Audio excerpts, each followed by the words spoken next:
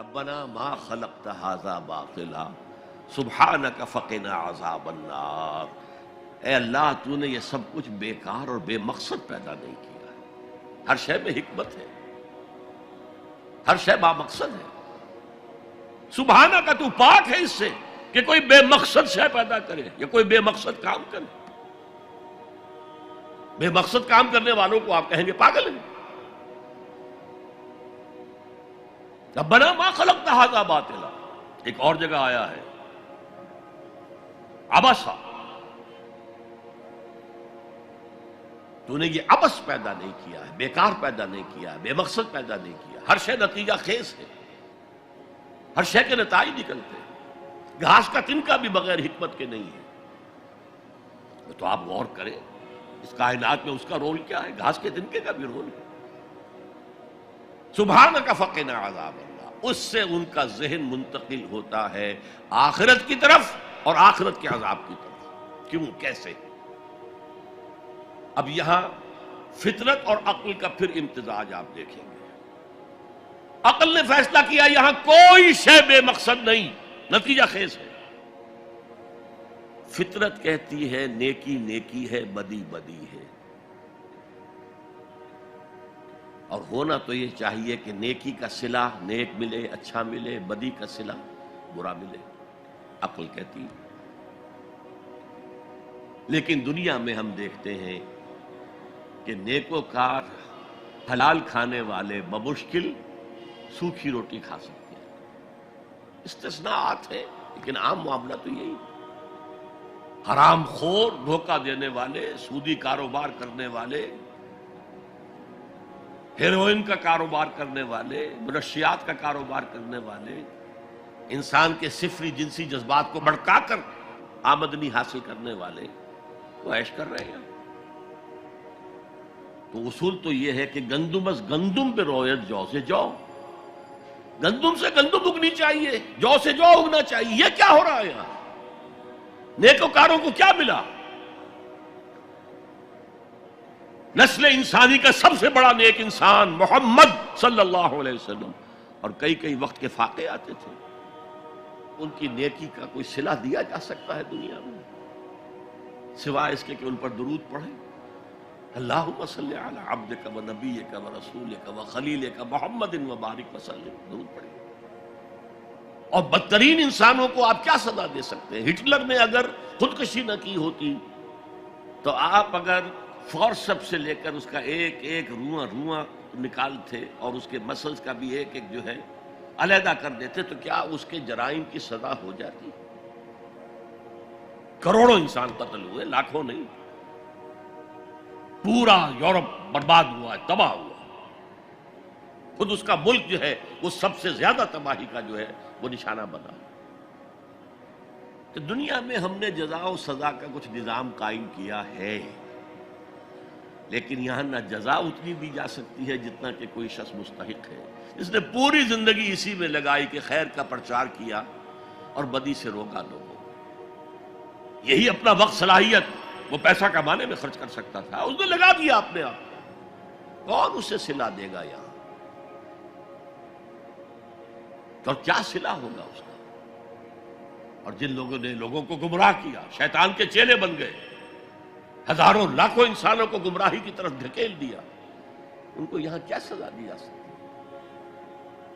لہذا ثابت ہوا یہ دنیا نامکمل ہے۔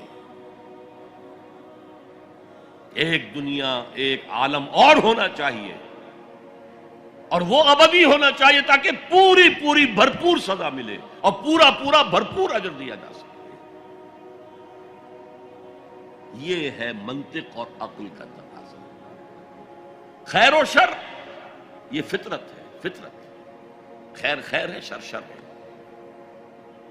آج کل کی دنیا میں تو کہہ دیا جاتا ہے nothing is good or bad, only thinking makes it so۔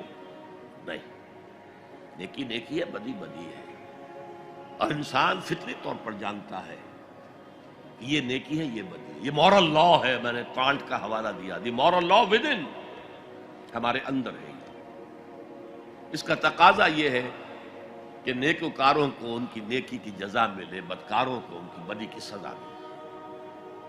وہ یہاں پورا نہیں ہوتا. اول تو مجرم پکڑے ہی نہیں جاتے، پھر رشوتوں کے دھندے ہیں چھوٹ جاتے ہیں، ججوں کو خرید لیا جا سکتا ہے.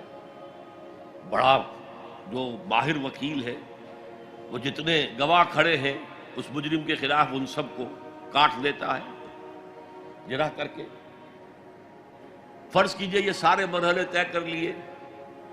میں نے مثال دی تھی، ایک بوڑھا آدمی ہے جس نے جوان کو قتل کر دیا. آج کل کیا ہوتا ہے کہ انگلی کی حرکت ہی ہے نا، پسٹل سے شوٹ کر دیا.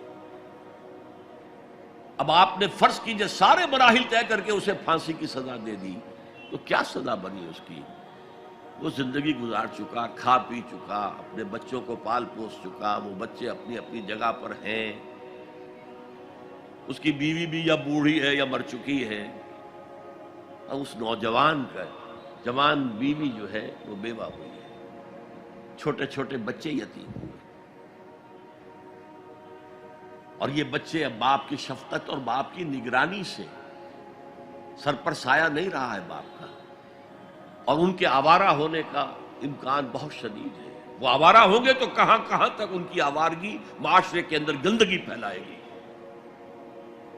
انسان کے اعمال ایک وہ ہے جو وہ اپنی زندگی میں آگے بھیجتا ہے. میرے اور آپ کے اعمال جمع ہو رہے ہیں، کریڈٹ اور ڈیبٹ ہو رہا ہے، وہاں حساب کتاب ہو رہا ہے. ایک وہ اعمال کے اثرات ہیں جو ہم پیچھے چھوڑ کر جاتے ہیں، بما قدم و اخر،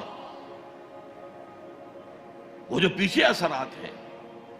آج جو کوئی نماز پڑھ رہا ہے وہ حضور کے طفیل ہی پڑھ رہا ہے، جو روزہ رکھ رہا ہے وہ حضور کے طفیل ہی روزہ رکھ رہا ہے، حضور ہی نے سکھایا تھا. اسی لیے کہتے ہیں اللہم صلی علی محمد بعدد من صلی وصام، بارک علی محمد بعدد من قام. سجدہ و قام کہہ لیجئے، رکع و قام کہہ لیجئے. اے اللہ محمد پر درود بھیج ان سب کی تعداد کے حساب سے جو نماز پڑھ رہے ہیں، روزہ رکھ رہے ہیں، اس لیے کہ وہ محنتیں مشقتیں 23 برس کی تھیں جن کا یہ نتیجہ نکل رہا ہے. تو یہ ہے ایمان باللہ سے ایمان بالآخرت تک فطرت اور عقل کی رہنمائی. الذین یذکرون اللہ قیاما وقعودا وعلی جنوبہم ویتفکرون فی خلق السماوات والارض ربنا ما خلقت هذا باطلا سبحانک فقنا عذاب النار ربنا انک من تدخل النار فقد اخزیتہ وما للظالمین من انصار. اے اللہ جن کو بھی تو جہنم میں داخل کر دے گا ان کو تو رسوا کر دے گا، وہ رسوا ہو جائے، اور ایسے ظالموں کا کوئی مددگار نہیں ہوگا، کوئی تیرے فیصلے کو بدلنے والا نہیں ہوگا، کوئی تیری احتساب کے راستے میں حائل ہونے والا نہیں ہوگا، کوئی تیرے محاسبے کے رخ کو موڑنے والا نہیں ہوگا، کوئی مددگار نہیں.